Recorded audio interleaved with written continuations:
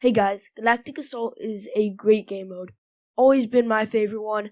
I poured so many hours into it that I know each map like the back of my hand. So today I'm going to share some tips with you on how to destroy it in Galactic Assault and strategies you can use in your next game to win.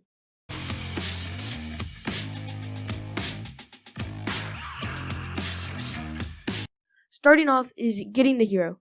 1. This is a tip everybody knows, but I'm going to say it again. The officer is the best option on almost every single map. They are just the outright best. If you want to go another class, that is fine. The officer just has the best blaster and star card advantage, so just getting that out of the way. 2. If attacking, don't just run straight into the objective. If you are focused on the hero, then the objective isn't the way to get you points. It is a quick way to die. You have to constantly see where there are big groups of enemies and see what ways there are to get around them and pick them off. Dying is a disadvantage because usually you aren't going to be in combat again for 10 to 20 seconds depending on where you spawn. That is a lot of time for your teammates to get the hero. 3. If defending, know where the enemies usually come from.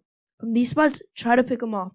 Once there are no more enemies at that spot, go to a different part of the map where they usually do come from, and just repeat that.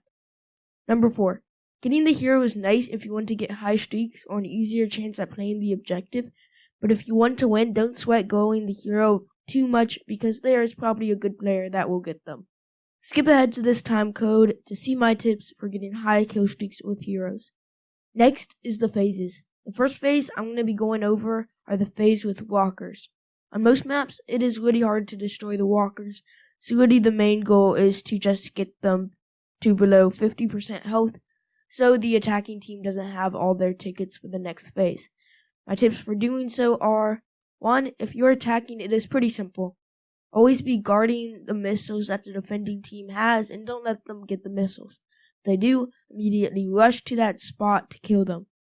Number 2. If they get the shot off, then an important thing you need to focus on is on the things that do heavy damage.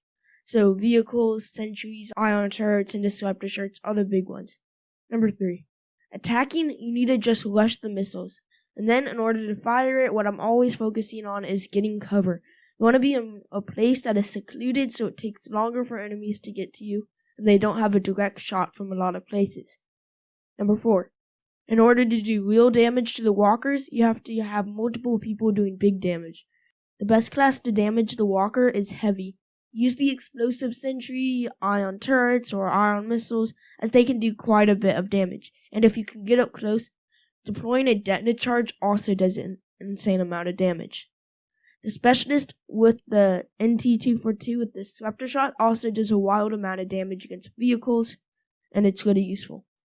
The next phase is arming an objective. It's pretty basic. You have to either press the button or hold it down for the entire time. Number 1. This is the one where you have to constantly watch the objective the most. All it takes is one guy to start or stop the sequence. 2. Squad shields are very useful for an objective where you have to hold it down, but only on attacking. Never put the squad shield down when you are defending, because that gives the attackers a lot of cover so they can't be shot at unless you are really close to them. Number 3. Don't always just rush into the objective to armor disarm it. This can usually be a waste of time and a ticket as you will most likely be killed immediately. Make sure you have cleared the area out before rushing in unless it is urgent. The final main type of objective is securing an area. These can be fun and cause some really long overtimes. It is also one that heroes can make a big difference in considering their ability to lose a lot of health and still be fine and to clear out areas with a lot of people effectively.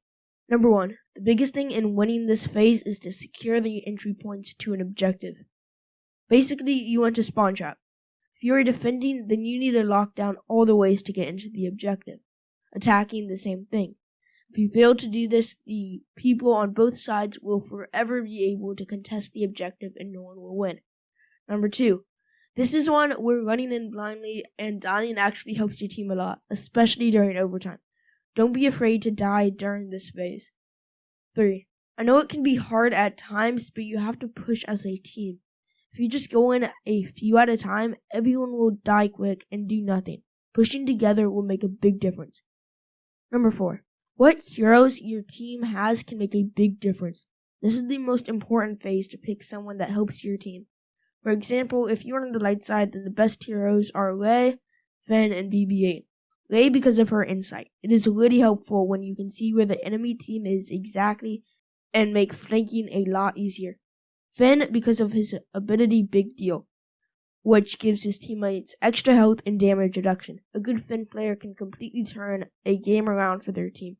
Lastly, it's BB-8 because of cable spin plus the passive abilities he has. For Dark Side, the best characters are Vader, no explanation necessary, BB-9E because of smoke, shock spin, and passive abilities. Those are the two best, but the Dark Side lineup is pretty stacked, so you can't go wrong. My tips for getting high kill streaks is the last thing I'll talk about today. And disclaimer, it takes time and practice to get better. These tips will help you know what you need to do to get better and what to practice on, but you aren't going to go on a way bigger kill streak now. In my opinion, this is the most important thing.